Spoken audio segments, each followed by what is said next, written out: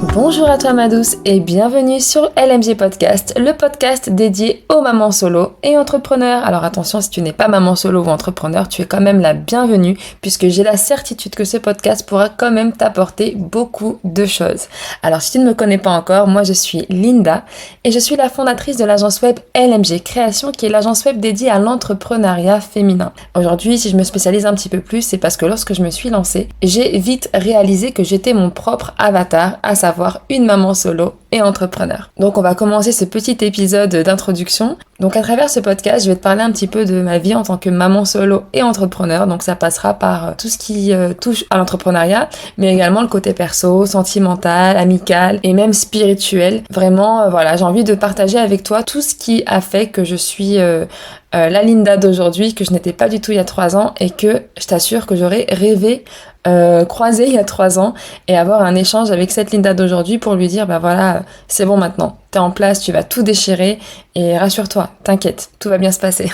Donc si je peux être cette Linda là pour toi aujourd'hui, ce sera avec grand plaisir et même si vous n'êtes pas beaucoup à me suivre, j'ai vraiment espoir d'impacter ne serait-ce qu'une personne, j'en serai la plus heureuse. Donc c'est parti, donc je me représente à nouveau, je suis Linda, j'ai 32 ans et je suis maman solo depuis maintenant 3 ans.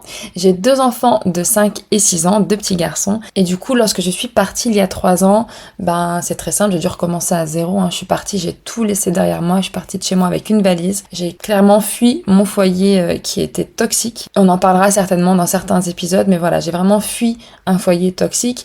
Et la première année, donc ça fait maintenant 3 ans, la première année, je l'ai vraiment consacrée à ma guérison dans un premier temps. J'ai suivi une thérapie en EMDR, donc si tu ne sais pas ce que c'est, franchement, va regarder un petit peu, c'est vraiment excellent. C'est ce qui permet de transformer un petit peu tous tes traumatismes en mauvais souvenirs, tout simplement. Et ce qui fait que voilà, les choses qui t'ont affecté vraiment, que tu as vécu comme des traumatismes, tu peux en parler vraiment beaucoup plus facilement, sans avoir cette boule au ventre, etc.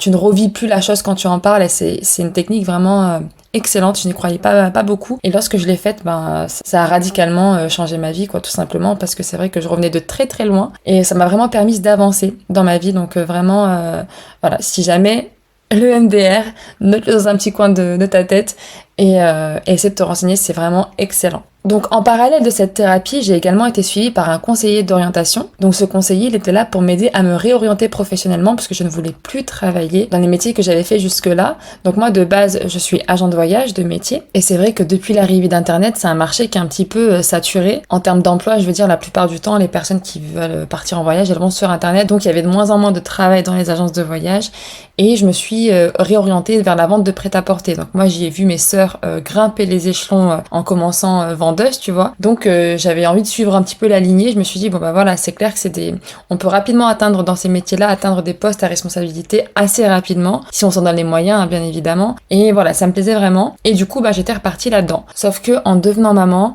déjà j'ai arrêté de bosser parce que ma grossesse a été très très difficile et je suis rapidement tombée en plus enceinte de mon deuxième enfant. Donc quand mon premier avait 6 mois, je suis tombée enceinte du deuxième et là c'est bon, j'ai mis un terme à mon CDI et j'ai dit je ne retournerai pas puisque moi je veux être présente pour mes enfants au moins jusqu'à ce qu'ils rentrent à l'école. Du coup, dans les 3 premières années de mes enfants, je commençais déjà à réfléchir à l'entrepreneuriat parce que pour moi, c'était indispensable d'être présente pour eux et c'était plus possible pour moi d'aller me taper des 8h, 20h avec les trajets, etc. C'était vraiment plus possible. Déjà, ça a commencé à faire naître cet esprit entrepreneurial dans ma tête.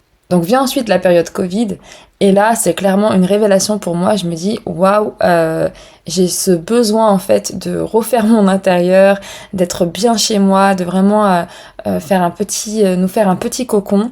Et là je commence à investir dans de la décoration, etc. Je refais tout mon intérieur, etc. Et je me dis waouh, en fait je pense que j'ai peut-être trouvé un truc. J'ai peut-être un truc finalement pour ce domaine-là et je vais aller l'exploiter. Donc je commence à me lancer dans une formation de décoratrice d'intérieur. Donc je commence la formation, je me régale clairement, je me découvre une passion et je suis très très bonne au niveau de la formation. Donc les premiers modules se passent hyper bien, j'ai d'excellentes notes. Et là, je me sépare tout simplement et je me retrouve à ne plus avoir la capacité financière d'assumer cette formation. Donc j'arrête tout simplement. J'ai pas le choix, je reviens chez mes parents. Donc mes parents nous accueillent pendant presque un an avec mes enfants. Dieu merci, ils étaient là. Et du coup, pendant cette année-là, j'ai fait tout ce que je t'ai dit précédemment, donc thérapie, suivi avec un conseil d'orientation, jusqu'à ce que j'obtienne mon logement social. Donc ça a mis à peu près 10 mois à ce que j'obtienne mon logement social.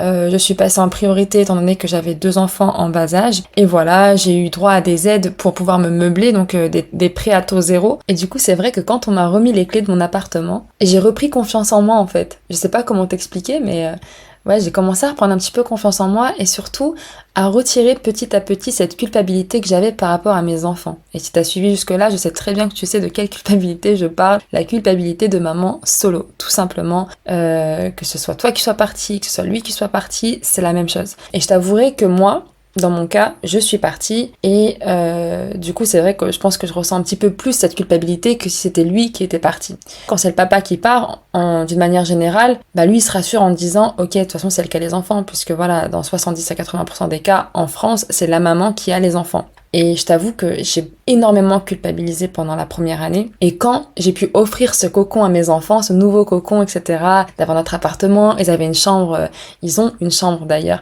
qui est beaucoup plus grande que celle qu'ils avaient à la base. Et du coup, voilà, je me suis amusée à l'emménager, etc., à les gâter un petit peu, forcément.